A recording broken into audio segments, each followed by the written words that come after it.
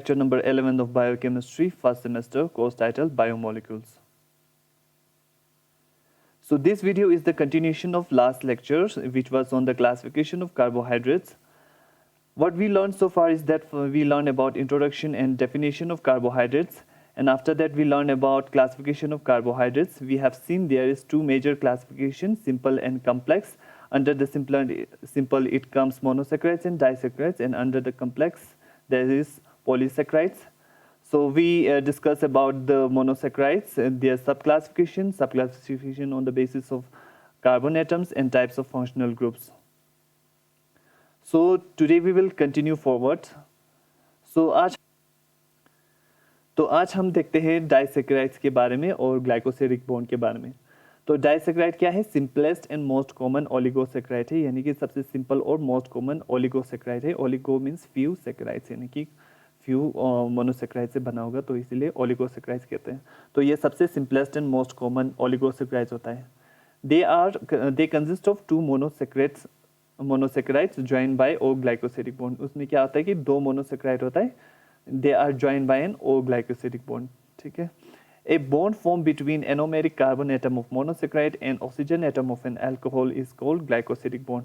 एक का क्या होगा? एनोमेरिक कार्बन एटम होगा एक मोनोसेक्राइड का, और दूसरे का oxygen atom of an alcohol, alcohol का ऑक्सीजन एटम होगा. ठीक है. तो कैसे बना रहा है? ये दोनों मिलके बना रहा है ग्लाइकोसिडिक बॉन्ड. तो glycosidic bond are label alpha और beta depending on the anomeric configuration of carbon involve in the glycosidic bond. तो ग्लाइकोसिडिक बॉन्ड को अल्फा और बीटा लेबल करते हैं. यहाँ पे देख सकते हैं इस केस में अल्फा लेबल किया हुआ है. तो वो कैसे लेबल करता है? डिपेंड करता है anomeric configuration of the carbon involve इन. जो भी कार्बन इन्वॉल्व होता है, यहाँ पे एक कार्बन होता है, उस कार्बन का एनोमेरिक कन्फिगरेशन क्या है, उस बेसिस पे हम अल्फा और बीटा लेबल करते हैं. एग्जाम्पल देख सकते हैं माल्टोस में. यहाँ पे माल्टोस है, ये माल्टोस कैसे बना रहे हैं? दो अल्फा ग्लूकोज मिलके बना रहे हैं, और इसमें कैसा ग्लाइकोसिडिक बॉन्ड है, किस टाइप का ग्लाइकोसिडिक बॉन्ड बन रहा है? अल्फा 1 to 4 ग्लाइकोसिडिक बॉन्ड बन रहा है. ठीक है. In maltose glycosidic bond between C1 carbon number 1, the anomeric carbon, जो एनोमेरिक कार्बन होता है, of glucose residue and hydroxyl oxygen atom on the C4 of other. C4 ये इसका हाइड्रोक्सिल ऑक्सीजन एटम, इन दोनों के बीच में बनता है बॉन्ड. तो क्या बनता है? ये एक ग्लाइकोसिडिक बॉन्ड बना रहा है, जो कि इस केस में माल्टोस के केस में किस टाइप का है? अल्फा 1 और अल्फा 1 to 4 ग्लाइकोसिडिक बॉन्ड है. ठीक है. सिमिलरली अगर हम सुक्रोज के केस में देखें, तो किस टाइप का ग्लाइकोसिडिक बॉन्ड बना रहा है? Alpha 1 to beta glycosidic bond बना रहे हैं. तो सुक्रोज कैसे बनता है? एक अल्फा ग्लूकोज और एक बीटा फ्रुक्टोज मिलके बना लेता है with the loss of water. ठीक है. तो इसमें किस टाइप का बॉन्ड बना रहा है? Alpha 1 to 2 beta glycosidic bond. ठीक है. सिमिलरली अगर हम लैक्टोज में देखें, तो इसमें किस टाइप का बॉन्ड बना रहा है? ग्लाइकोसिडिक बॉन्ड बना रहा है, बीटा 1 to 4 ग्लाइकोसिडिक बॉन्ड बना रहा है. और लैक्टोज कैसे बनता है? बीटा गैलेक्टोज और अल्फा ग्लूकोज का रिएक्शन होके with the loss of water lactose बनता है. तो याद रखना इसमें किस टाइप का ग्लाइकोसिडिक बॉन्ड बनता है? Beta 1 to 4 glycosidic bond. ठीक है. बीटा 1 क्यों? क्योंकि इस कार्बन का एनोमेरिक कन्फिगरेशन पे बेसिस पे हम बीटा लेबल किया हुआ है. ठीक है. ये आगे वाले लेक्चर में हम डिस्कस करेंगे. अब हम देखते हैं सम बायोलॉजिकल रोल्स देखते हैं of disaccharides. Sucrose, lactose, trehalose, maltose, cellobiose, gentiobiose, ये सब क्या है? डाइसैकेराइड्स हैं. तो स्ट्रक्चर में क्या होगा कि दो मोनोमर से बनता है जो डाइसैकेराइड्स. उसमें सुक्रोज के केस में क्या है? ग्लूकोज और फ्रुक्टोज, और इन दोनों के बीच में किस टाइप का बॉन्ड बना रहा है? Alpha 1 to beta glycosidic bond बना रहा है. अब सुक्रोज का रोल क्या है? प्रोडक्ट ऑफ फोटोसिंथेसिस है. लैक्टोज के केस में अगर देखें तो गैलेक्टोज और ग्लूकोज के बीच में बनता है. तो उनके दोनों के बीच में बॉन्ड किस टाइप का होगा? बीटा 1 to 4 ग्लाइकोसिडिक बॉन्ड होगा. ये मेजर एनर्जी सोर्स है एनिमल में. ट्री हेलोस ग्लूकोज, दो ग्लूकोज के बीच में बनता है, पर इसमें किस टाइप का ग्लाइकोसिडिक बॉन्ड होता है? Alpha 1 to alpha 1 glycosidic bond. ये major circulatory sugar in insects use for energy. Maltose के केस में देखें तो सेम अगेन दो ग्लूकोज के बीच में बन रहे हैं, पर इसमें बॉन्ड किस टाइप का है? अल्फा 1 to 4 ग्लाइकोसिडिक बॉन्ड है. तो so they are dimer derive from the starch and glycogen. ठीक है. सेलोबायोस, इन दोनों के बीच ये भी दो ग्लूकोज से बनता है, तो इन दोनों के बीच में किस टाइप का बॉन्ड बनता है, बीटा 1 to 4, तो ये क्या है, एक डायमर है सेलुलोज पॉलीमर का, ठीक है। जेंटियोबायोस दो ग्लूकोज के बीच में बनता है अगेन, और इन दोनों के बीच में किस टाइप का ग्लाइकोसिडिक बॉन्ड है, बीटा 1 to 6 ग्लाइकोसिडिक बॉन्ड है। तो इसका फंक्शन क्या है, constituent of plant glycoside and some polysaccharides, ठीक है। तो आपको तीन चीज़ तो याद रखना है कि ये सुक्रोज, लैक्टोज और माल्टोज का याद रखना है, ठीक है, from the exam point of view. अब हम बात करते हैं पॉलीसेकेराइड्स के बारे में। पॉलीसेकेराइड्स होता क्या है, polysaccharides are large molecules made of many smaller monosaccharides. Polysaccharide कैसे बनता है, बहुत सारे मोनोसेकेराइड्स यूनिट्स जोड़ के बना लेता है पॉलीसेकेराइड्स, ठीक है। जैसे कि हमने पॉलीपेप्टाइड की केस में डिस्कस किया था कि पॉलीपेप्टाइड कैसे बनता है, बहुत सारे अमाइनो एसिड्स जोड़ के बनता है, वैसे ही पॉलीसेकेराइड कैसे बनता है, बहुत सारे मोनोसेकेराइड्स जोड़ के बनता है। They are ubiquitous in nature, ubiquitous means they are found everywhere in nature, चाहे कि वो प्लांट हो या एनिमल हो, हर जगह ये पॉलीसेकेराइड्स मिलता ही मिलता है, ठीक है। So they are found everywhere, so they are ubiquitous. Based on function, they can be classified into structural polysaccharides और storage polysaccharides. फंक्शन के बेसिस पे दो कैटेगरी है, दो क्लासिफिकेशन है, स्ट्रक्चरल पॉलीसेक्राइड्स और storage polysaccharides. Structural polysaccharides provides mechanical stability to cells, organs and organism. Structural polysaccharides क्या करते हैं, एक मैकेनिकल स्टेबिलिटी देता है सेल्स को, ऑर्गन्स को, ऑर्गेनिजम्स को, ठीक है।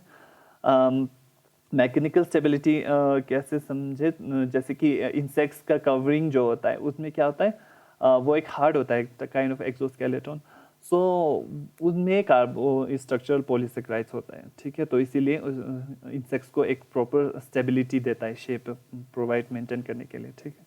तो इसीलिए स्ट्रक्चरल पॉलीसेकेराइड्स। और storage polysaccharides serve as carbohydrate store, ये क्या करते हैं, they serve as carbohydrate store that release monosaccharides as required. जब भी मोनोसेकेराइड्स का ज़रूरत पड़ता है तो दे रिलीज मोनोसेकेराइड्स, ठीक है। तो इसीलिए स्टोरेज पॉलीसेकेराइड्स। तो पॉलीसेकेराइड्स दो टाइप की भी हो सकता है, होमोपॉलीसेकेराइड्स और हीटेरोपॉलीसेकेराइड्स। होमो से हमें समझ आ जाता है, होमो means same polysaccharides means they contain only single type of monomeric units, यानी कि वो होमोपॉलीसेकेराइड्स अगर ग्लूकोज का बना होगा तो फिर ग्लूकोज ग्लूकोज ग्लूकोज ही होगा, ठीक है, उस और कुछ नहीं होगा। हीटेरोपॉलीसेकेराइड्स मीन्स हीटेरो से समझ आ जाता है डिफरेंट, तो डिफरेंट पॉलीसेकेराइड्स यानी कि कंटेन टू और more different kinds of monomeric units. तो इनमें क्या होता है कि ग्लूकोज, एग्जांपल बता रहा हूँ, ग्लूकोज और सुक्रोज, फ्रुक्टोज, ऐसे दो और डिफरेंट टाइप्स के मोनोमेरिक यूनिट से बना होता है हीटेरोपॉलीसेकेराइड्स, तो इसीलिए हीटेरोपॉलीसेकेराइड्स। अब हम डिस्कस करते हैं होमो और हीटेरोपॉलीसेकेराइड्स एक एक एग्जांपल के साथ। तो होमोपॉलीसेकेराइड्स में हमने अभी कहा था कि होमो मीन्स उनमें एक same type of monomeric units होता है। तो एग्जांपल स्टार्च है, स्टार्च के अंदर क्या होता है, अल्फा डी ग्लूकोज ही होता है, ठीक है, यही इसी से बना होता है। तो एक चीज़ और, ये स्ट्रक्चर का ये स्टार्च का कुछ पार्ट है स्ट्रक्चर का। तो ये वाला क्या है, जो ब्रांच होता है, ठीक है, जो ब्रांचिंग पार्ट, जैसे कि क्या होता है, स्टार्च का स्ट्रक्चर ऐसे होता है,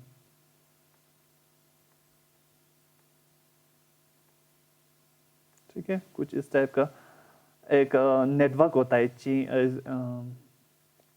एक नेटवर्क, ब्रांचिंग का नेटवर्क कह सकते हैं हम, ऐसा कुछ स्ट्रक्चर होता है। और ये जो दिखा रखा है वो इतना सा पार्ट है यहाँ पे, ठीक है, अभी जो दिखा हुआ है ये वो। तो क्या है कि जो ब्रांच पोर्शन होता है उसको हम एमाइलोपेक्टिन कहते हैं, और जो अनब्रांच होता है जो कि मेन और चेन होता है उसको हम क्या कहते हैं, एमाइलोस कहते हैं, ठीक है। तो यहाँ पे और देख सकते हैं जहाँ पे ब्रांच हो रहा है वहाँ पे किस टाइप का लिंकेज है, अल्फा 1 to 6 लिंकेज है, ठीक है, यहाँ पे जहाँ पे ब्रांच होता है।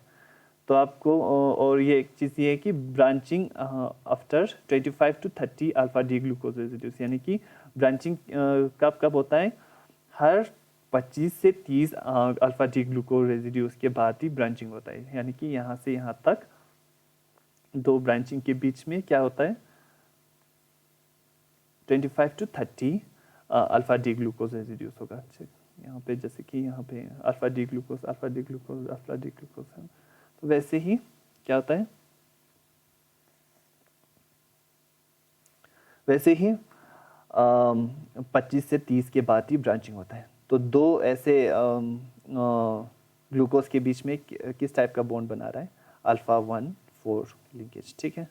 तो एक आपको ये क्या क्या चीज़ याद रखना है इसमें, स्टार्च के केस में पहले तो ब्रांच पार्ट और अनब्रांच पार्ट, ठीक है, क्या क्या कहते हैं, नाम क्या क्या होता है, एमाइलोपेक्टिन होता है और एमाइलोस होता है। और सेकेंड जहाँ पे ब्रांच हो रहा है वहाँ पे कौन सा लिंकेज है, और यहाँ जहाँ पे दो ग्लूकोज के बीच में कौन सा बॉन्ड बना रहा है स्ट्रेट चेन में, अल्फा 1,2,4 लिंकेज। और ब्रांचिंग कहाँ कहाँ कब कब होता है, 25 रेजिड्यूज़ के हर 25 to 30 रेजिड्यूज़ के बाद होता है। तो ये चीज़ आपको याद रखना है, ठीक है। अब हीटेरोपॉलीसेकेराइड्स की बात करते हैं। हीटेरोपॉलीसेकेराइड्स में एग्जांपल क्या है, ग्लाइकोसैमिनोग्लाइकेंस यानी कि गैक्स, ठीक है। दे आर नेगेटिवली चार्ज, ये क्या होता है, नेगेटिवली चार्ज होता है और अनब्रांच होता है। जैसे कि स्टार्च में हमने अभी देखा है, होमोपॉलीसेकेराइड्स में देखा कि वो दे आर ब्रांच, अब इस केस में क्या है, दे आर अनब्रांच, ठीक है। ऑल गैक्स, जितने भी गैक्स हैं except for hyaluronic acid found covalently link to protein, जिसे हम प्रोटियोग्लाइकेंस भी कहते हैं। क्या होता है कि जितने भी गैक्स होता है exception for the hyaluronic acid they are found to be covalently link to protein. तो आप यहाँ पे देख सकते हैं ये वाला पार्ट क्या है, ये प्रोटीन का पार्ट है, और यहाँ पे जितना भी पार्ट है ये ब्लॉक में वो क्या है, हमारा हीटेरोपॉलीसेकेराइड्स, ठीक है। तो क्या होता है कि गैक्स में ग्लाइकोसैमिनोग्लाइकेंस में क्या होता है कि शुरू के 4 अमीनो एसिड सेम होता है, यानी कि ये 4 अमीनो एसिड कह रहा हूँ, शुरू के 4 शुगर जाइलोस, गैलेक्टोस और ग्लूकोस है, जाइलोस गैलेक्टोस और ग्लूकुरोनिक एसिड है। और उसके बाद एसिडिक शुगर और अमाइनो शुगर का रिपीट होता है, ठीक है। ए और बी का रिपीटिशन होता है, यानी कि एसिडिक शुगर और अमाइनो शुगर का रिपीट होता है। यहाँ एन का मतलब है कि नंबर ऑफ रिपीटिंग यूनिट्स, ठीक है। तो अभी हमने कहा था कि ए और बी एसिडिक शुगर और अमाइनो शुगर होता है। कौन कौन से हो सकता है एसिडिक शुगर और अमाइनो शुगर, वो देखते हैं। अमाइनो शुगर, ये जो हमने ए और ये B, amino sugar is always either N acetyl glucosamine और एन एसिटाइल गैलेक्टोसामिन। तो शुगर क्या हो सकता है, अमाइनो शुगर क्या हो सकता है, या तो एन एसिटाइल ग्लूकोसामिन हो सकता है या तो एन एसिटाइल गैलेक्टोसामिन हो सकता है, ठीक है। Acidic sugar in most cases is uronic acid. Most cases में क्या होता है, एसिडिक शुगर यूरोनिक एसिड होता है। यूजुअली कौन सा होता है, ग्लूरोनिक एसिड, ठीक है।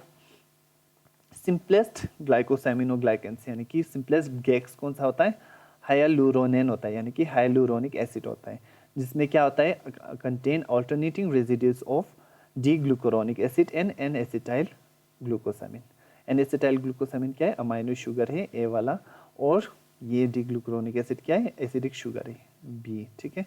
तो इन दोनों का रिपीटेशन होता है सिंपलेस्ट ग्लाइकोसैमिनोग्लाइकेंस में, जो कि है हाइलुरोनेन यानी कि हाइलुरोनिक एसिड, ठीक है। और यहाँ पे देख सकते हैं chondroitin sulphate, keratin sulphate, heparin sulphate, dermatan sulphate and hyaluronate are major glycosaminoglycans. ये सब क्या होता है, मेजर ग्लाइकोसैमिनोग्लाइकेंस होता है। All these polysaccharides are unique to animals and bacteria and not found in plants. ये किस में किन किन में पाया जाता है, एनिमल्स और बैक्टीरिया में, and not found in plants में नहीं मिलता है, ठीक है। नेक्स्ट हम डिस्कस करेंगे open and ring structure of carbohydrates.